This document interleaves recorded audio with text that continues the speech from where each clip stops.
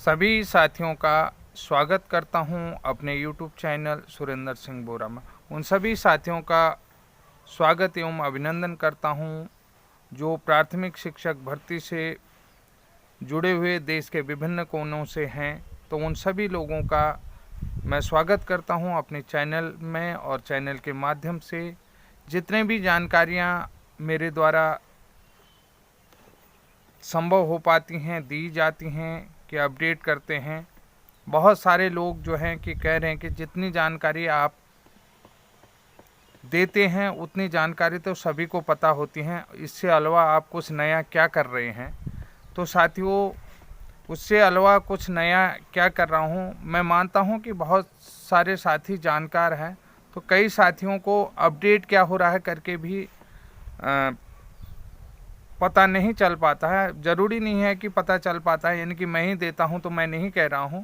तो मेरा एक उद्देश्य रहता है कि साथियों तक कैसे न कैसे भी जानकारी चली जाए। तो क्योंकि आजकल की जो ज़िंदगी है, गवर्नमेंट की नौकरियां तो बहुत कम हैं, उसके बाद भी लोग, कोई भी जो भी व्यक्ति हो, चाहे मैं स्वयं क्यों न हो, कहीं न कहीं अपने कामकाज में व्यस्तता रहती है, तो जानकारी जो है कि नहीं पहुंच पाती है। आज का जो वीडियो है वो काफ़ी इन्फॉर्मेटिव है और इस इन्फॉर्मेटिव वीडियो को आप मिस ना करें, मेरा आप लोगों से निवेदन है।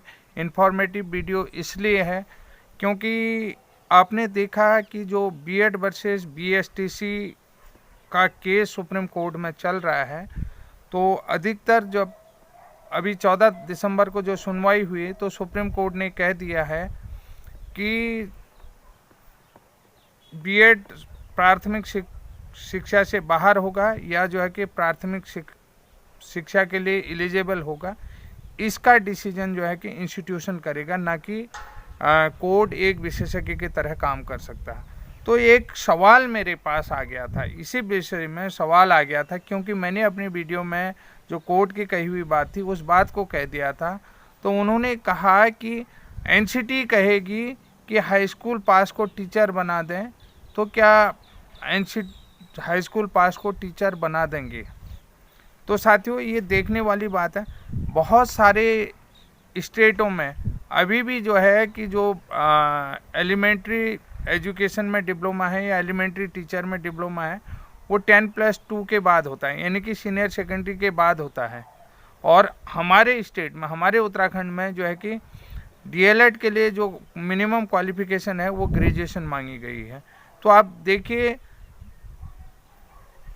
कि ये अंतर क्या है, जबकि एनसीटी की जो गाइडलाइन है उसमें जो है कि 50% अंकों के साथ आपको जो है 10+2 होना चाहिए, चाहे वो किसी भी संकाय से हो, आर्ट स्ट्रीम से हो या साइंस स्ट्रीम से हो, तो आपको 50% अंकों के साथ उत्तीर्ण होना चाहिए।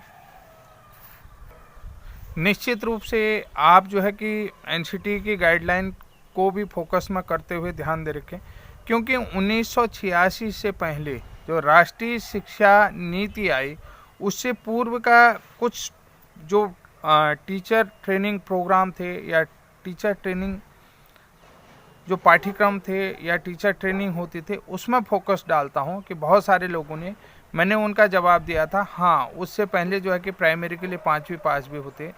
मेरे पास, मैंने रिटायर्ड अध्यापक हैं, उनसे पूछा था, क्योंकि मुझे भी थोड़ा बहुत पता पहले से भी रहता है कि 1971 में उन्होंने ट्रेनिंग की थी।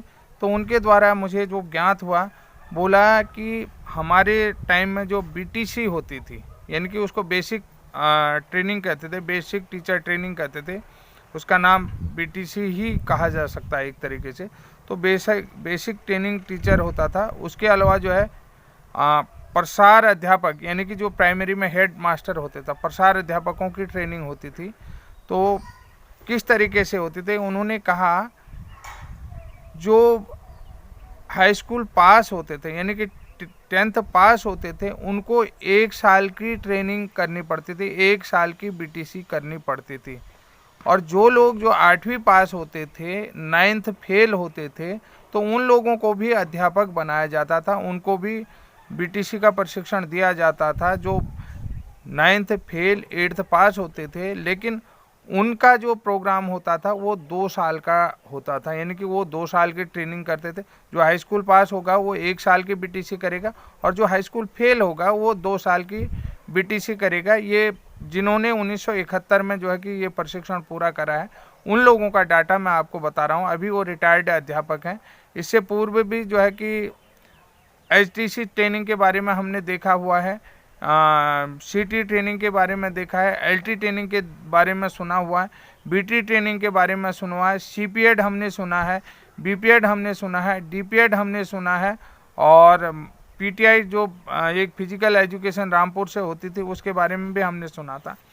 तो क्योंकि हमारा भी स्टेट पहले उत्तर प्रदेश स्टेट के ही अंदर आता था, तो उस समय जो है परिषदीय कार्यालय प्रयागराज के तरफ से जो है कि ये प्रशिक्षण कराया जाता था। इसमें नॉर्मली क्या होता था कि जो ब्लॉक में ही फार्म जमा होते थे, जो हमारा ब्लॉक होता है, क्षेत्रीय जो विकास कार्यालय होता है, क्षेत्रीय विकास कार्यालय होता है, उसमें जमा होते थे। उसमें कोई एंट्रेंस एग्ज़ाम नहीं होता था। नॉर्मली जो है कि क्वेश्चन, मौखिक क्वेश्चन पूछे जाते थे। जैसे कोई साइंस वाला होता था तो साइंस का प्रश्न पूछा जाता था, और जो अंग्रेजी वाला हो गया तो अंग्रेजी के प्रश्न पूछे जाएंगे, जो आर्ट वाला होगा तो जनरल जानकारियाँ पूछी जाती थी। तो इस तरीके से फार्म ब्लॉक में जमा हो जाता था। अधिकतर सभी लोग ये ट्रेनिंग कर लेते थे। तो ये एक प्रशिक्षण की जो बात आई, जो सवाल आया कि एनसीटी, क्योंकि सबसे बड़ी जो आपको बता दिया है कि जो भी पैरामीटर टीचर की नियुक्ति के लिए तय करेगा तो वो एनसीटी ही करेगा। ये मैं बार बार कह चुका था। फिर एक सवाल जो करा गया कि एनसीटी कहेगी कि 10th पास वालों को टीचर बना दिया जाए, तो क्या बना देंगे? मैंने कहा हाँ बना दिया, क्योंकि मैंने इससे पूर्व भी कहा था और अब भी कह रहा हूँ। फिर मैंने अगर ज़रूरत पड़ी तो मैं बहुत सारे जो रिटायर्ड टीचरों के हैं उनके इंटरव्यू भी अपने वीडियो के माध्यम से लाऊंगा। 1971 के जो भी ट्रेनिंग प्रशिक्षण है 10th पास वालों के लिए मैंने आपको बता दिया है कि 1 साल का बीटीसी होता था, और जो 9th फेल 8th पास होते थे उनके लिए 2 साल का बीटीसी होता था।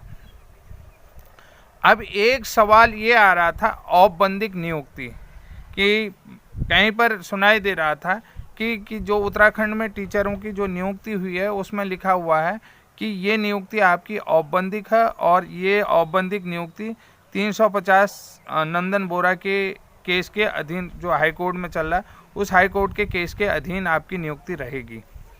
तो सबसे बड़ी चीज़ अब मैं आपको बता देता हूँ औपबंधिक क्या होता है। औपबंधिक का मतलब होता है कंडीशनल, औपबंधिक का मतलब होता है प्रोविजनल।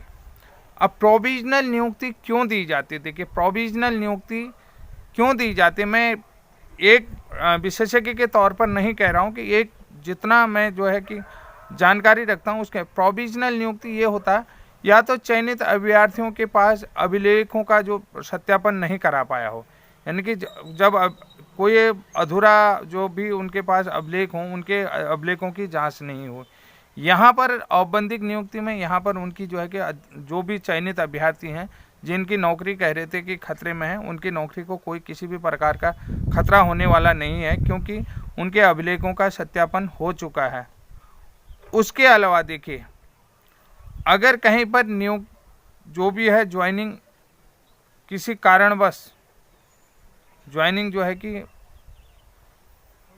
फंसी हुई हो, यानी कि जो है कि कोई उनका ज्वाइनिंग लेटर नहीं मिला हुआ, तो सरकार ने अनुकंपा के आधार पर या विभाग ने ज्वाइनिंग लेटर फंसे हुए हैं तो यहाँ पर होता है। और एक चीज़ और बता देता हूँ, जब भी कभी औपबंधिक नियुक्ति होती, यानी कि औपबंधिक नियुक्ति होती है, तो वहाँ पर जो है कि वेतन अवमुक्त नहीं किया जाता है।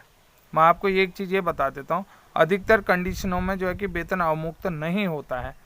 यहाँ पर क्या है कि जो लोग भी लग चुके हैं, अधिकतर चाहे वो डीएलएड वाले हों या बीएड वाले हों, तो इनके केस के अधीन होगा कह रहे हैं। तो सभी के उसमें जो है कि ये चीज़ लिखा हुआ। सबसे बड़ी चीज़ मैं बता देता हूँ कि यहाँ पर इन लोगों को बराबर वेतन दिया जा रहा है।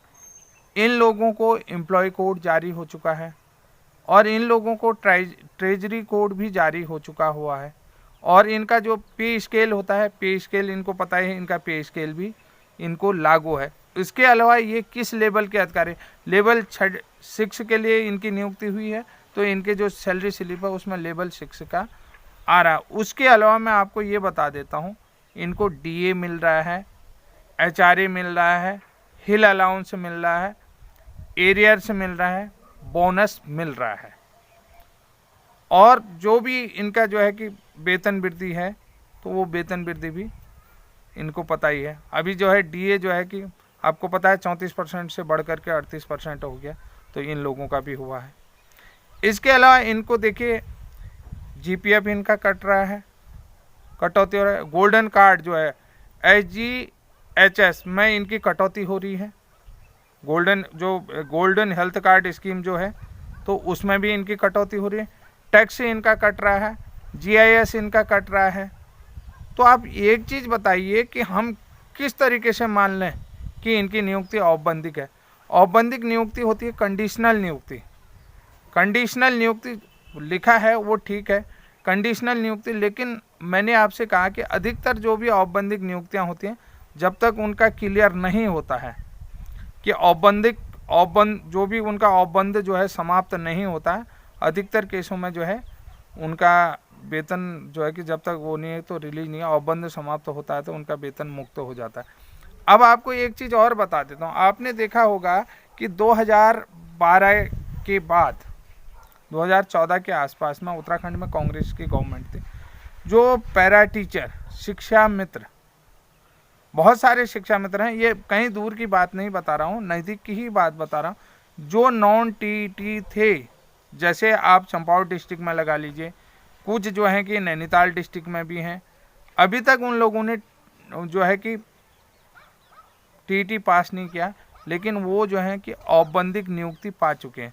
अब उसमें देखिए उनका क्या होता है, एक वेतन वृद्धि तो ही नहीं लिखती है, इंक्रीजमेंट नहीं लगता है, बस जो साल भर में वेतन वृद्धि होती है वो वेतन वृद्धि नहीं है, बाकी सारे अलाउंस उनको दिए जाते हैं।